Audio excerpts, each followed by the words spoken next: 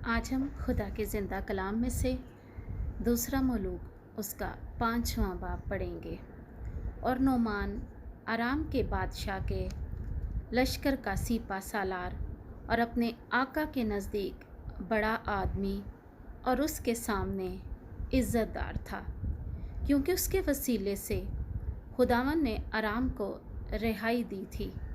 और वो बड़ा बहादुर और दलेर आदमी था, मगर उसे कोढ़ था। और अरामी ग्रोह निकले थे और इसराइल के मुल्क से एक छोटी लड़की को असेर कर लाए थे। तो वो नोमान की बीवी की खिदमत करती थी। एक रोज़ उसने अपनी बीबी से कहा, काश के मेरा आका उस नबी के सामने होता जो सामरा में है, क्योंकि वो उसे उसके कोढ़ से शिफा देता। तब उसने जाकर अपने मालिक से बात की और कहा कि वो छोटी लड़की जो इसराइल के मुल्क की है यूं यूं कहती है।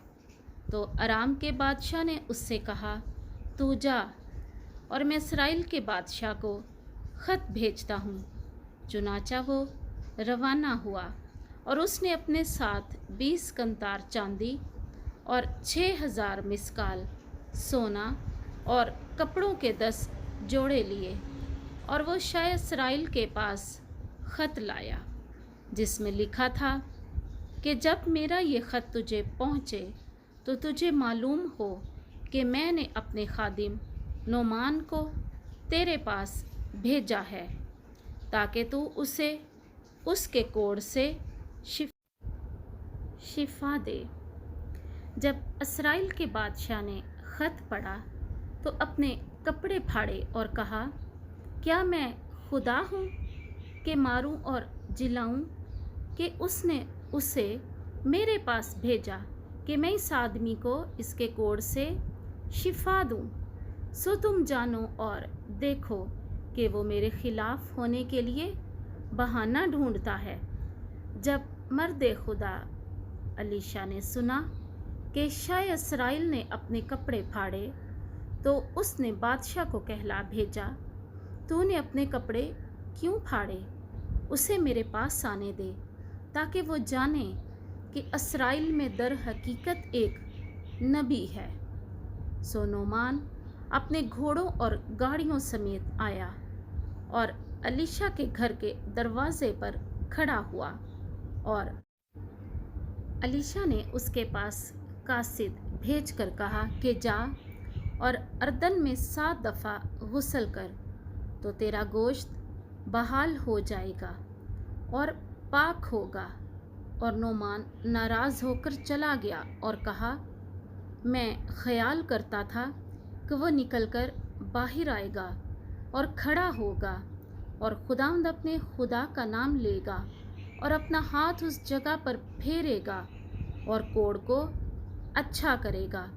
क्या दमश्क के दरिया अबाना और फरफर इसराइल की तमाम नदियों से अच्छे नहीं? क्या मैं उनमें गुस्ल ना करूं और पाक साफ ना हो जाऊंगा?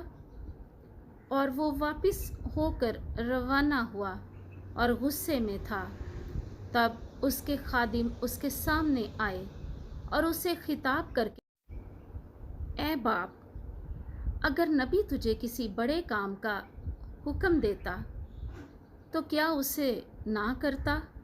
तो कितना ज़्यादा ये जो उसने तुझे कहा कि गुस्ल कर और पाक साफ हो जा। तब वो चला गया और अर्दन में 7 दफ़ा गोता मारा, जिस तरह के मर्द खुदा ने कहा था। तो उसका गोश्त छोटे लड़के के गोश्त की तरह बहाल हो गया और वो पाक साफ हो गया।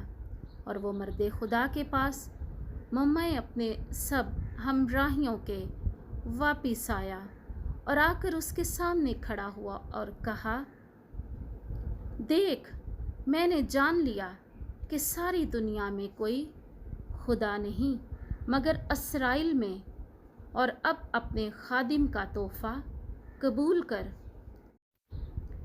उसने कहा, زندہ خداوند کی قسم جس کے سامنے میں کھڑا ہوں کہ میں کچھ نہ لوں گا۔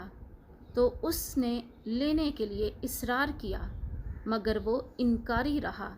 تب نعمان نے کہا میں تیری منت کرتا ہوں، اجازت دے کہ تیرا خادم یہاں سے 2 خچروں کا بوجھ مٹی لے جائے، کیونکہ تیرا خادم آگے کو سوختنی قربانی اور ذبح کسی معبود کو سوائے خداوند کے نہ گزرانے گا۔